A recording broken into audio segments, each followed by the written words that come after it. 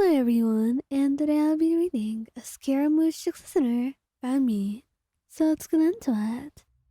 Scaramouche was a very private person, so walking in on him doing something probably angers him a lot in most of the situations.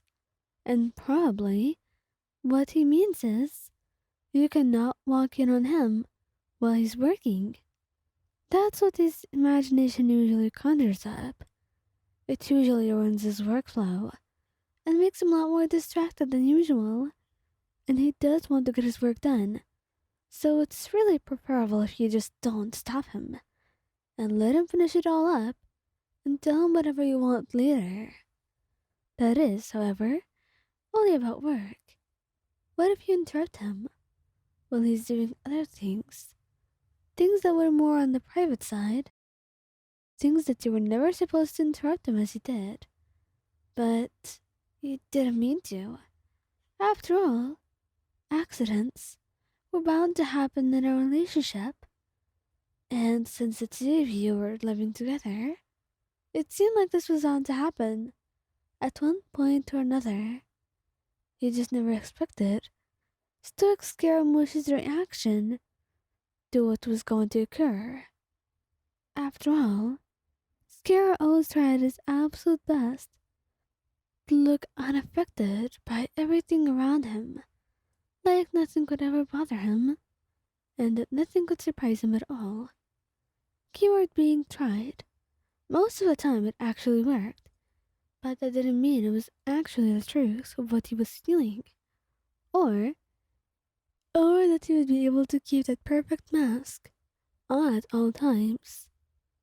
He was human after all, or at least the closest to human he could be, and he had emotions, no matter how many times he tried denying them and ignoring their existence.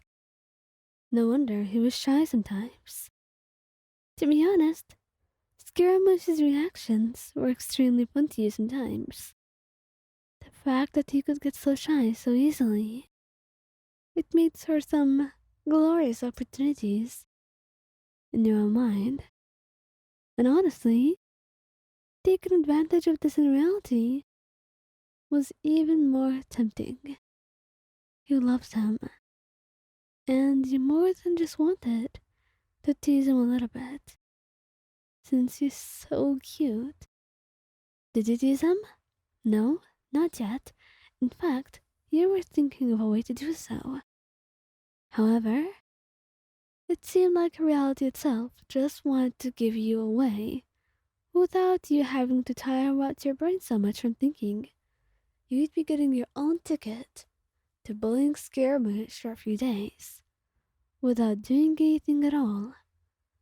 It just so seemed that this was meant to happen, even though it was not the thing that you had in mind. You did not mean to interrupt him while he was taking a shower. You truly didn't mean to intrude in his privacy like that, but it just happened.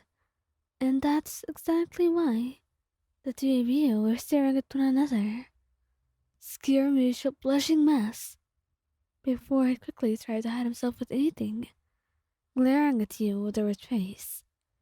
Get out, Ryan! What are you even looking at? He yelled, blushing brightly, and looking away from you. He couldn't even just look at you in the eyes. It was too much, and he was too embarrassed to do so honestly. So that's why he just looked away and told you to get out. But since you were still frozen in place and staring at him, he grabbed the shower head and told you he would spray you with it if you don't leave this instant, and that got you moving pretty quickly, shutting back the door and going to your room. Well, that was a sight indeed. And you won't lie, it did look pretty, but maybe this was not the right way to go about things, and maybe you should not have seen him or stare at him like that. You couldn't help it. It was truly an accident, and you didn't mean to stand staring for all that time. It was just instinct. You were shocked. You didn't know what to do but stare, even if it made you blush. And And even if it was a little bit too intrusive, you couldn't help yourself.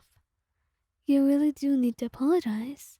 But part of you just wanted to tease him because he looked so cute and so embarrassed, and you're sure you can get more reactions out of him this way. So that's why when he left the bathroom and went out, he found you staring at him. After changing, he tried to ignore you completely, but it didn't help with the way he blushed whenever he thought of the incident and what happened in the bathroom, or whenever you went to touch him, wrapping your arms around his waist and telling him how beautiful he looked like and how you wanted to kiss every inch of him. Yeah, that made him blush a lot, and he would bury his face in his hands. Mayan, just stop teasing me already. I don't know what I did to you. Isn't this a bit much? He said, pouting, and you couldn't help but giggle, wrapping your arms around him. Well, it's not much if it's you. You are adorable, and very pretty in my opinion, so I think it's within my right to tease you so much. No, it's not. Just stop it, he said, crossing his arms. And that's when you truly got how pouty he was getting, and you couldn't help but laugh at him, wrapping your arms around him closely and putting a hand to his face, making him look at you, pressing a soft kiss to his lips. Even as he pouted and blushed, quickly breaking away and telling you he's truly upset with you.